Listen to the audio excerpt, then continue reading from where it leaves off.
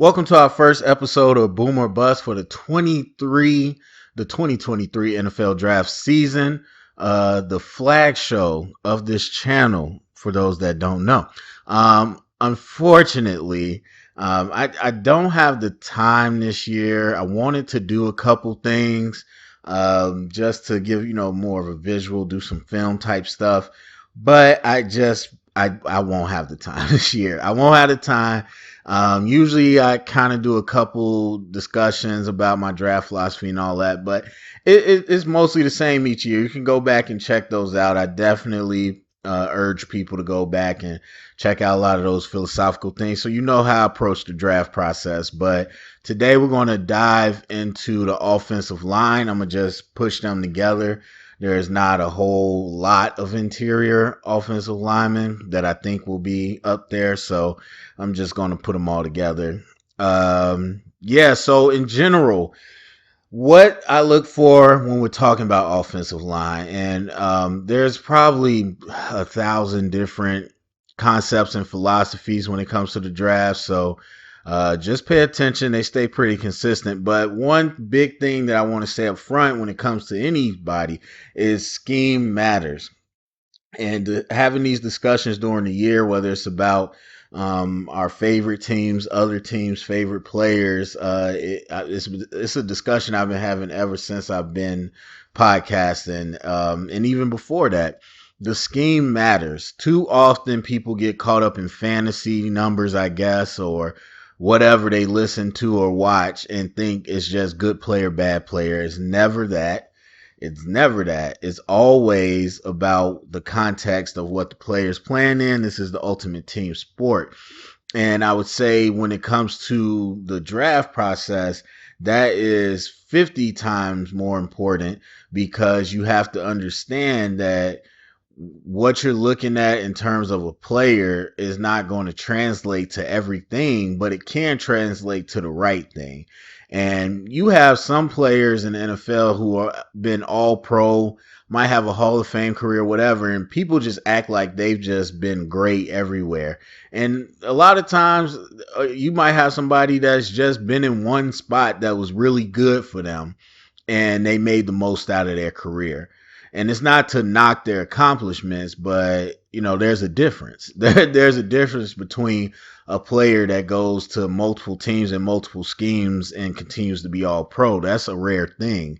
And so most of the time, if you could find the right person, first round, seventh round, undrafted, and you can put them into a thing where they're doing what you want them to do, they can be productive. You think about Wes Welker's one of the best examples. Miami wasn't doing nothing with him. Bill Belichick liked what he saw, brought him in, had a specific role for him, and he took off. So keep that in mind, because that's what trips a lot of young draft people up, is getting caught up in this good player, bad player type thing. When we're talking about prospects, we want to talk about what are the attributes and the skills that are important for that position, and then look at each player and just evaluate what they have. So when it comes to offensive line, the quantitative traits I use 1 through 5, level 5 being like the highest. And that's pretty simple. I do pass blocking, I do run blocking, and I do motor.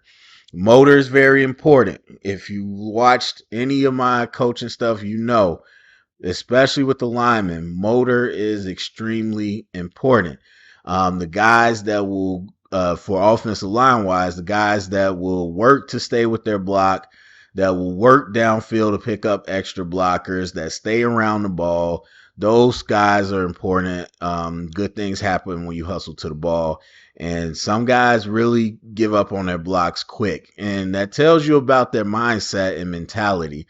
There are some players that are good NFL, offensive linemen, but they still had that same mentality they had in college, and it shows up on tape in the, worst possible times. But the motor is important.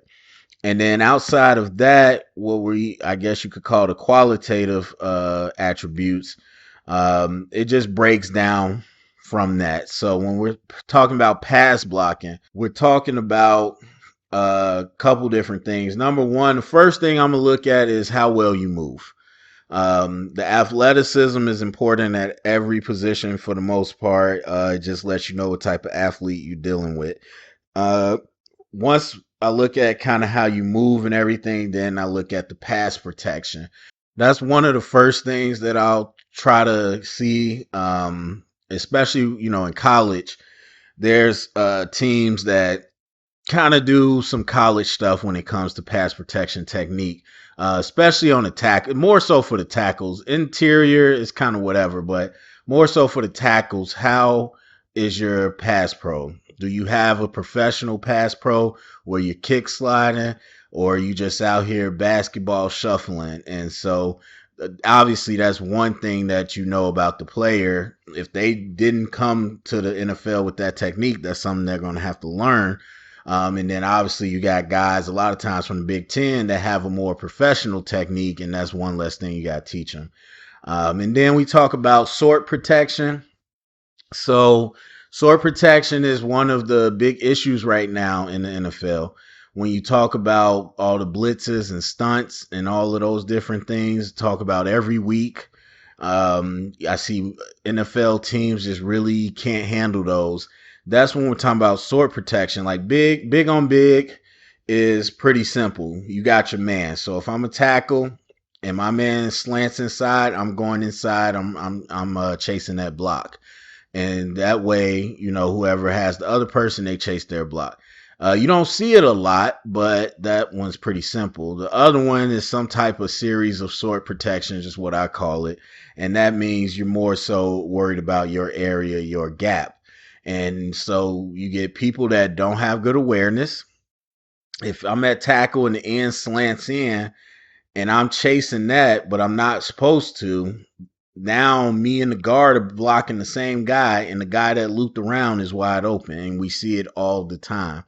And so that communication piece, that awareness piece, that's something that we want to look at. Obviously, if you're a slower athlete or a lesser athlete, then you don't have as much range. You probably can't get from point A to point C. You probably only could stay between point A and point B. So that's something that I look at. Like, what's your range? What's your IQ? How well do you do in sword protection? Some guys got stiff hips. They don't switch well. And so you might be blocking one, trying to switch to the other one. You can't flip your hips well. That guy's gone past you. So that's something that we look at. And then the other thing, the big thing in terms of pass is the anchor. Can you anchor against the bull rush? Do you have a good anchor technique? There's a way that you're supposed to anchor. Good coaches know how to teach it and make sure their players are doing that. It's the way you use your leverage to get underneath and anchor down. And then in terms of the run game, there's a lot of different things. If you're a puller, have you pulled? Do you zone block? How well you can zone block? Double teams, how well you double team? Hand placement and leg drive are two huge things. One of the worst things besides not moving your feet with linemen is people that don't know where to put their hands. The linemen that like to hug and put their hands around people, you open up your chest to get blasted, and that's what happens a lot. I mean, some guys are huge. Some guys are 6'8", 330, and they might not move as easily, but still you don't want to give up your chest. So guys that keep their hands tight in the frame to the chest when they're blocking, that allows you to use your extension, that allows you to control the block better. So hand placement is huge. And then leg drive. Like I said, some guys just get in the way. Some guys just, tangle up with the guy, get in the way and just stop. Some guys want to run a guy down 15 yards and drive him into the dirt. And so again, it's all about what your scheme is and what you need from that offensive lineman. But we evaluate those players on all those same things. And again, it's about who is this prospect? Not, oh, is he good or is he bad, but who is he? What's his football profile? And then as a team, you should be seeing if that fits what you want and what you're looking for. All right, so that was just a quick overview. Let's jump into it. We're gonna start with the tackles, and again, if you're following in the community, you'll see I'm putting my little profiles out there just to give you a little bit of instant analysis. All right, so we're starting off with Peter Skoronsky from Northwestern. A lot of people have him rated as the top tackle. I wouldn't say he is my top tackle, but definitely up there. Interesting blend. I gave him a 4.5 pass blocking, four pass blocking. I gave him a 4.5 for run blocking and a 4.5 for his motor. I think he has really good technique. And I mean, well, when you think about it, he's a little undersized, which is why some people are talking about him moving to guard. 6'4", 294. That's definitely on the undersized for a tackle. So he doesn't have the arm length, to control a block from a distance like you want to. But what he does have is great technique, excellent technique, I would even say in some areas, and he's really quick. He's really, really quick. And so you're talking about getting from down the field, block to block. For whatever reason, I think going lateral as in like zone, he's not as quick, but he is quick going forward and everything. So you got those things that are kind of plus for him, but at the same time, you're lacking some of those physical makeup that some people will like. But yeah, so just going down, like I said, good quickness. I think he showed really good awareness in his overall game. Showed a very good anchor for even being 294. And I think he could get even better, but he looked stout. He wasn't getting bullied off the ball or anything. And I say he was a bit of a grappler, meaning that, he likes to get tangled up in blocks rather than controlling the block like you kind of want. His hand placement can get a little wide. But yeah, a plus blocker in space, really good range and all of that. So, I mean, I look at this guy and I think that this is probably, not saying he's on his level, but it's probably like a Zach Martin situation where you got a guy who can play tackle, but might end up getting plugged in at guard and just, excelling there. So he'll be interesting, but I don't necessarily see him staying on top of the rankings throughout this process. But yeah, to kick it off, he's not top of mine. So anyway, moving down, we got DeJuan Jones from Ohio State. This is the right tackle.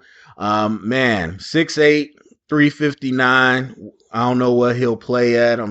I've heard him talk about losing weight. I'm not sure what he'll do, but looks excellent, man. Looks excellent. I wouldn't say elite. So I gave him a 4 pass blocker, 4 run blocker, 4.5 motor. The motor is really impressive, especially when you get these bigger guys. A lot of times they don't want to go out and block all day.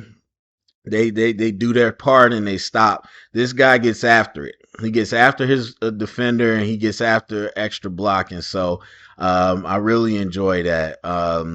A physical guy, not necessarily nasty, but he's more polished as a technician and everything. So that's really impressive, especially for a guy with his size. I think he has good quickness, good agility, going side to side and getting downfield. Again, is probably going to be more impressive than what you would expect from someone that's that big. I mean, but overall for him, you obviously he's not a great athlete, even though he's good for his size. So he's going to have a limited range on some of the things you want to do, whether that's going downfield, blocking in space, or what have you. I don't think this is a guy that you really want as a zone blocker. I think this is a guy you want in a power scheme, and really, his pass protection is pretty good too. Obviously 6'8", you got a lot of length. You can control the pass rush.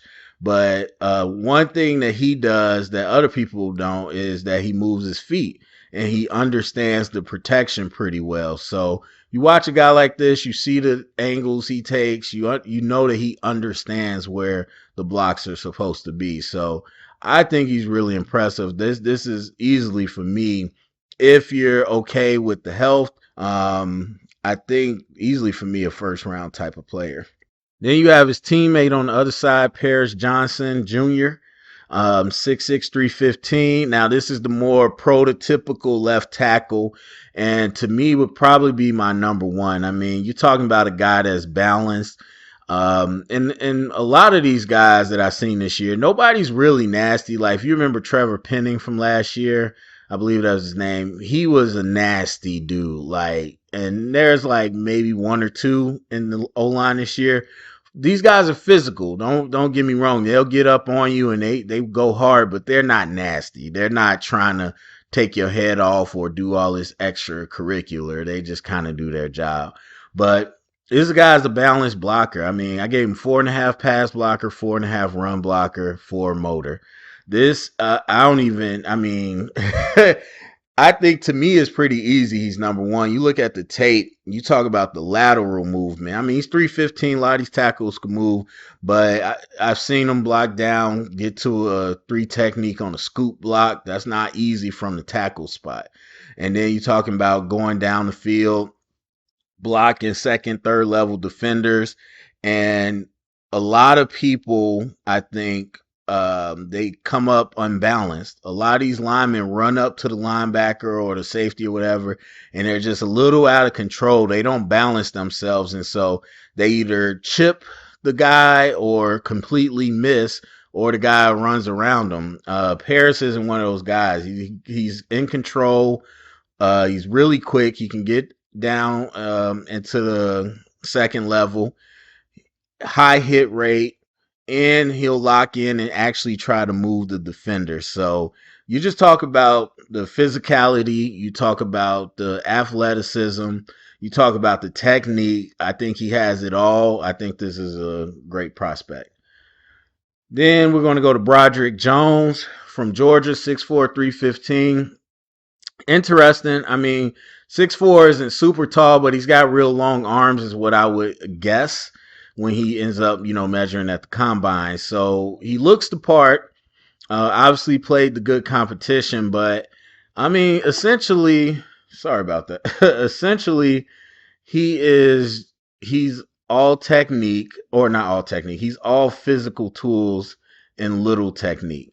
And I seen that from some of the other Georgia linemen. So it might be the coaching, not to throw them under the bus, but you get that in college. Some people just let them be themselves, and so I think about everything. He doesn't have a professional pass set.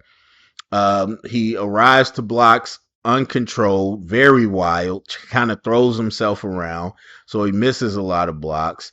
And yeah, his ability to anchor, his hand technique especially, or his hand placement. This is a guy that likes hugging people like all the time. And again, when you're a bigger guy and you can overpower somebody, that could work. But in the NFL, it ain't gonna work that way. You give up your chest that often, they will blow you back into the quarterback. And this is a guy that already collapsed the pocket a lot in college. And it's not that he's weak, it's just his bad technique. And so he's constantly getting pushed back into the quarterback. And so his pad level, he's standing up. Just overall, his technique to me is really raw. And so this is a guy that has upside, great upside, but that's what you're going to be banking on with him. And that just depends on how a team wants to go about that. Anton Harrison from Oklahoma, 6'5", 309. I'm actually surprised he's 309. He looked a little bigger than that. But anyway, I really like this guy. I gave him a 4.5 pass blocker, 4 run blocker, 4.5 motor. There's so much I like about this guy. Now he is what we call heavy footed. He's a decent athlete. He just labors a little bit to get to where he has to go. So because of that, you're going to have some limited range when you're talking about certain things. But everything else I really like. I mean, I think his hips are good. He switches targets really well when he's pass blocking. He's really aware, knows how to help people. His pass pro is really solid, once he gets locked in with you, this is a guy that works to stay in front of the block like a player that I can't even remember seeing. I mean, this is like picture perfect when I talk about staying with a block, moving your feet. Now, obviously, in the NFL, he's going to be going up against athletes where, he's just going to lose. But you want to have somebody with that mentality. You don't want somebody that leans, like hits somebody, leans into them, they counter and they just look at them, go hit the quarterback. I hate that. Move your feet, move your feet. Most of the time linemen get in trouble is because they're not moving their feet. And so I really like to see, I liked watching him do that. Good anchor, heavy hands, real powerful punch, can pretty effective on the second level. Good angles, uses his leverage to make the most of what he does, even though he doesn't have a lot of range. I think he approaches it well and it makes himself an effective blocker on the second level. Um, Stands up a little bit too high, but he works. He works to work with leverage and his double team and his leg drive, stuff like that. I mean, this is a guy that can 100% be in a power offense or be in just one of your typical pro offenses. I wouldn't necessarily say that he would be great in the zone scheme, but I think he would be effective on the backside if you needed to. So, yeah, overall, just a gamer, man. This dude is a gamer, and I really enjoy watching him. Jalen Duncan from Maryland, 6'6", 320. Same thing like Broderick. A lot of tools. I mean, a nice frame, nice length, nice strength, and all that. Really bad technique. Overall, just really bad technique. I gave him level 3 run blocker, a level 3 pass blocker, 2.5 motor. Um, yeah, that's all I can say about that, man. Overall, just bad technique. So, you're talking about a ceiling player there. Darnell Wright from Tennessee, 6'6", 335. Really enjoy him too, man. Another guy that's going to be a little bit better of an athlete than you expect. Obviously, still going to have some limitations at that size in terms of his range, but I think man, I gave him a 4 pass blocker, 4 run blocker, 4 motor. He gets down. Obviously at that size, he's got a great anchor. He's not going to get bullied around with people, but he's got a powerful punch too. You get smaller guys and he might shock them and completely stop their pass rush. But also aware, not just a bully out there. He's aware. He understands where the blocks are supposed to be, where the scheme is, helps out his teammates, all those good things. Once he locks up with you, it's pretty much done. It's pretty much done. He moves his feet pretty well. If he's leaning or taking a lunge at you, someone's going to counter him. But for the most part, before contact, after contact, he really pass pros really well, and that's rare for these bigger guys on the right side. And then I think he's pretty effective in space. I mean, he could make the most of the blocks down the field, even if he doesn't have the biggest range. And even though he's 6'6", I think he plays with really good pad level. I think he naturally bends there too. So didn't see him do a lot of zone blocking or pulling. But for the most part, I think in the straight up pro system, this guy is going to be really good. And to me, like, I wouldn't have a problem taking him in the first round either.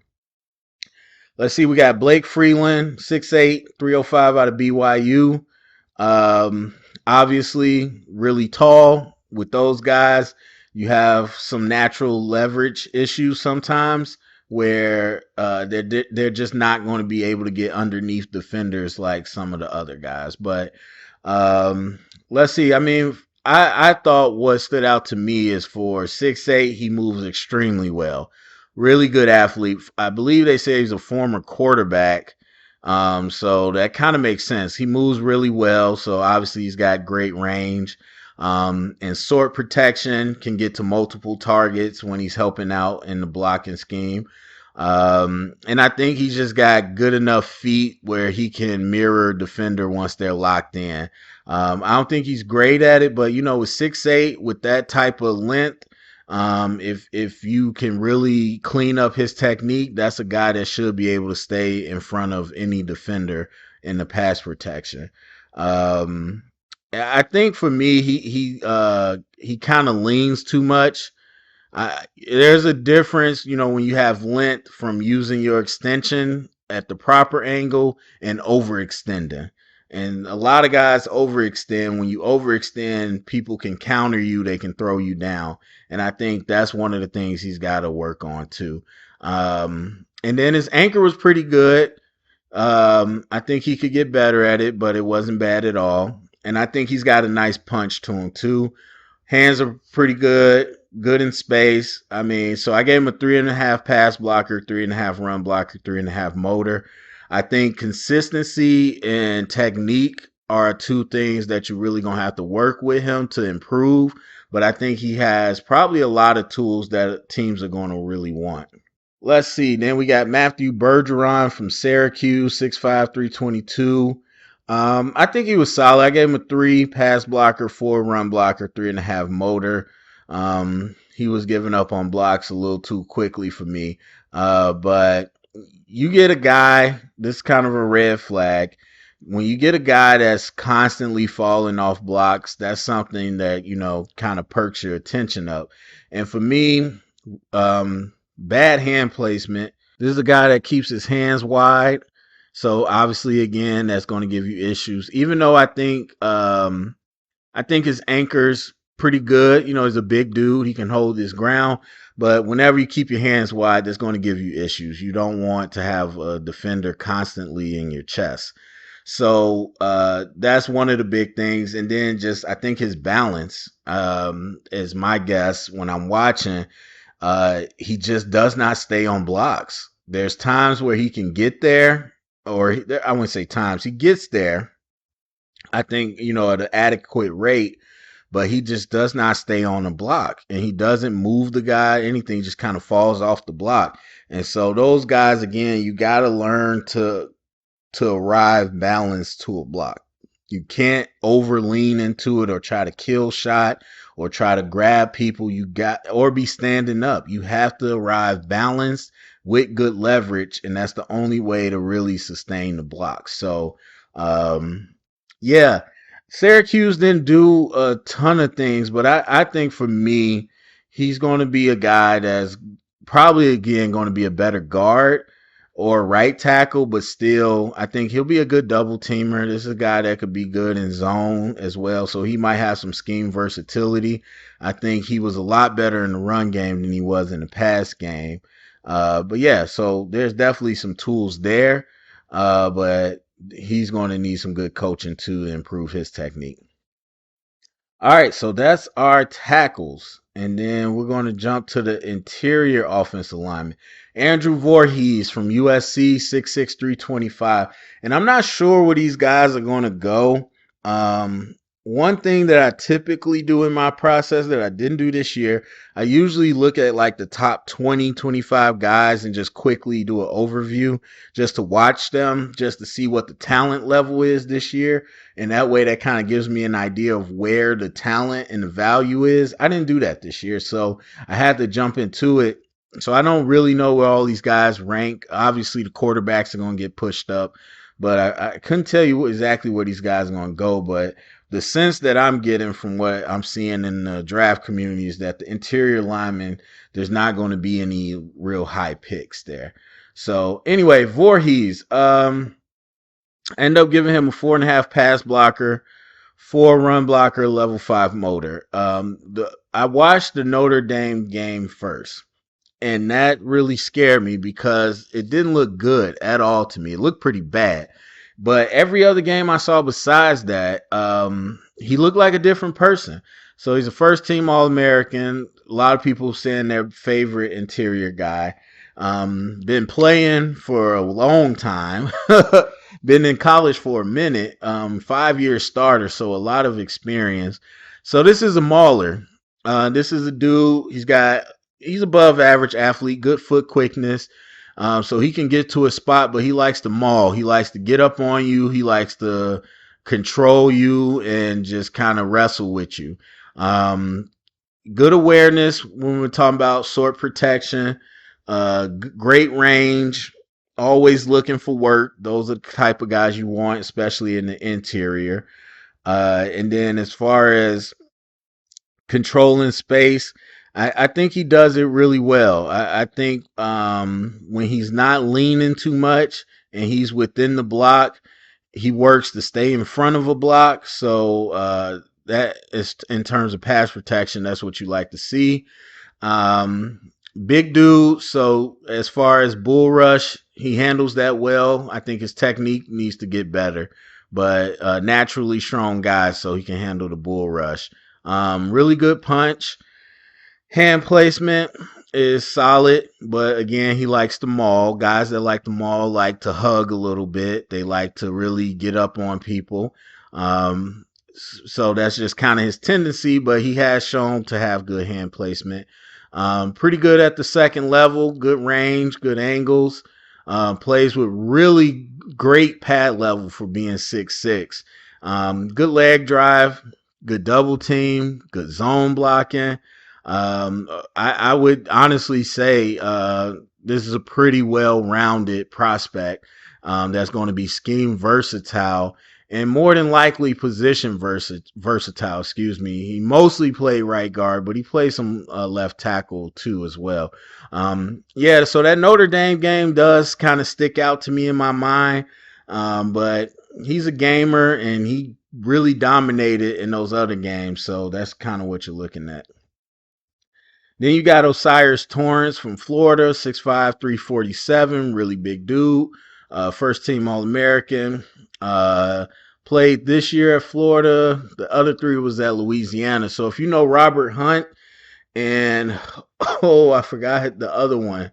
I actually liked him better, but they both came out of Louisiana not too long ago, and they're doing pretty well in the league. And Torrance is kind of like that, just one of those real powerful guards that likes to kind of be a power blocker and knock people out.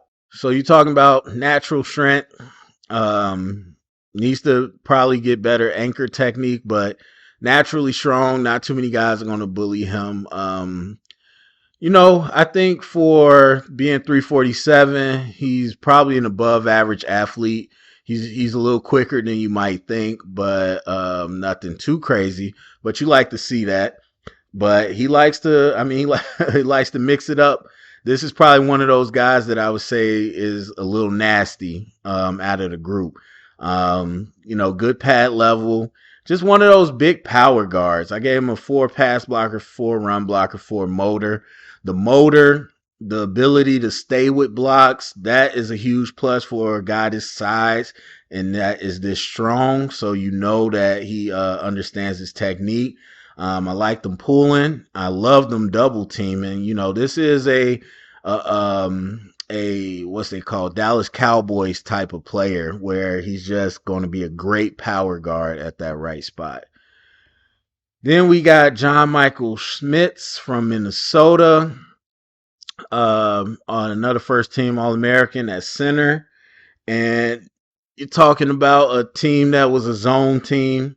I think that's where you're going to find him to be the best, really. He's athletic, real good quickness, left to right. I don't think he's great in terms of handling strength at the point of attack. That's not his specialty. Even for being 320, I think he was giving up a lot of ground. So not a power player, definitely a finesse player. I gave him a 3.5 pass blocker, 4 run blocker, 4 motor. I think you're talking about a guy that you're going to take as an excellent zone blocker and you're going to work to build up his other tools. But he's got a good ceiling, I think. Then we got Cedric Van Pran from Georgia. Another center, 6'4", 310. Gave him a 4 pass blocker, 3.5 run blocker. A lot like Broderick Jones in terms of the run game, just very unbalanced. Guy that's really active, but kind of just throwing himself around. He really needs to hone all of that in and get better hand placement, get better balance, get better leverage. Pass blocking, though, like I said, I gave him a 4, I think. He's pretty good. I mean, he's 6'4", he's a big dude, naturally strong at the point of attack. Will move his feet to kind of stay with a block, even though I think he needs to get better with his angles and everything, and probably, get better with his anchor technique. But naturally, he's going to be stout there. He's going to hold up. But, obviously, you're talking about a center. He's got two guards with him. I just think he did really well in the pass game in terms of his awareness and everything. And again, another guy that I think is above average as far as quickness, laterally side to side, limited, but going downhill, he was really fast. It's interesting how you get some guys like that are not good going side to side, but moving forward, they're really quick. So as far as getting to the second and third level, this is a guy that showed the ability to instantly get downfield. But as far as going side to side, zone and all that, that's not really his thing. I think this is a power gap scheme type of player. Um, then we had Luke Weipler for Ohio State. Was not a fan. Not a fan at all. I mean, you're talking about slightly undersized. Um, just did not show good awareness, did not show a good anchor. Did not show good technique. I gave him a 2.5 pass blocker, run blocker, level 3 motor. This wasn't even a guy that was getting after it. He kind of just gave up on his block. So it seems like a guy that could snap and was dependable as far as calling things, but they just put him with a really talented offensive line. I was not impressed with what he had at all. Um, and, with some coaching and better technique, he could probably be effective. But yeah, that's a guy that I was not a fan of. Jared Patterson, out of Notre Dame, 6'4", 310. Mostly played center this year, played guard. Average, very limited athlete. Definitely just a power blocker. Everything he's good at is in a short area. This isn't a guy that you really want pulling to the edge. This isn't a guy that is going to go to the third level. This is really just a guy that's in a phone booth. And I think at center that works, especially depending on the scheme. If you're not asking him to go pretty far, I think, at his size and his experience, he could be effective. But I gave him a 3 pass blocker, 3 run blocker, 3 motor. Tipman from Wisconsin, 6'6", 317, really big guy, plays center. I liked him, man. I mean, you talk about the anchor, the natural strength. This is a really kind of typical Wisconsin guy. Pretty strong. Kind of, again, one of those power blockers. They will lean into the block. They will get a little grabby. So you're going to have quicker guys get around them. You're going to have people with counter moves, explosive counter moves that are going to make them fall down. So there's definitely there's going to be issues with that. But I think for the most part, if you get a guy in a phone booth, as they say, so if you get him blocking in a short area, I think he can handle his blocks well. And especially with, being at center, you got help from the guards. And then really, really strong on the second level, really effective blocker, taking out linebackers and stuff. So 3.5 pass blocker, 4 run blocker, 3.5 motor. And then we got Olusegun Oluwatimi from Michigan, a 1-year starter at Michigan, played at Virginia before that. Little right around NFL size, probably a little undersized, 6'3", 307. Won both awards. That's what caught my attention. He got the Outland and the Remington Award this year, second team All-Pro. So I want to check him out. And I think he's solid all around. I gave him a 4 pass blocker, 4 run blocker, 3.5 motor. Definitely probably has to be a center. I mean, undersized, but he works, I think, pretty well with the rest of his team. So he understands how to complement their blocks. That's not a guy that really is going to be the dude, and usually centers aren't. But that's a guy that complements the blocks really well. What are you talking about? Double team? What are you talking about? Zone? What are you talking about? Sword protection, helping people out. I just think he has really good awareness, understands where the blocks are, understands his angles, and not a, great athlete, probably above average or average athlete, but I think he's effective with what he does. Now, you might get a team that feel like he just does not have the physical tools to make it. But I think if given a shot, especially with a good O line, I think he could be effective. And then I watched Alex Forsythe from Oregon because one of my friends asked me to. I think he was solid. I mean, when you think of Oregon, you think of zone blocking. Was not really a great zone blocker, to be honest. He's more of a grappler. He's more of a guy that wants to be in a phone booth and kind of wrestle with guys. So that's what I saw. In space, again, doesn't have those good angles, doesn't have that balance when he gets there. So I think he was average in space. But when you're talking about on the line, whether it's his anchor against the pass rush, whether it's sword protection, whether it's double team blocks, I think he's really good at that. And so, in terms of a center, 6'4", 312, I gave him a 4 pass blocking, 3.5 run blocking, 4 motor. I think he'll be really solid prospect, to be honest, in the middle rounds. Okay, so we went through those. Those are the offensive line prospects that I looked at. This tackle class is crazy. You think about that year, I forgot what year it was when the tackles kind of went. That was Wirfs, that was Wills, that was Andrew Thomas, and I feel like there was somebody else too, a couple other ones. And I mean, you could say that they've all pretty much turned out well. Wills was probably well, he wasn't the most touted, but he was touted his rookie year. Obviously, Wirfs has been all pro. Andrew Thomas is all second team all pro this year. So they're turning out well. But I gotta tell you, I think I wouldn't say better than Worst was my favorite that year. I think it was kind of clear what he could do. Andrew, I knew had the potential. When he went to the Giants, it was a question, but Dayball was able to get something out of him this year. Either way, I think that these prospects are on that level of Andrew Thomas, 100%. Paris Johnson, I think, is every bit the prospect that Thomas was.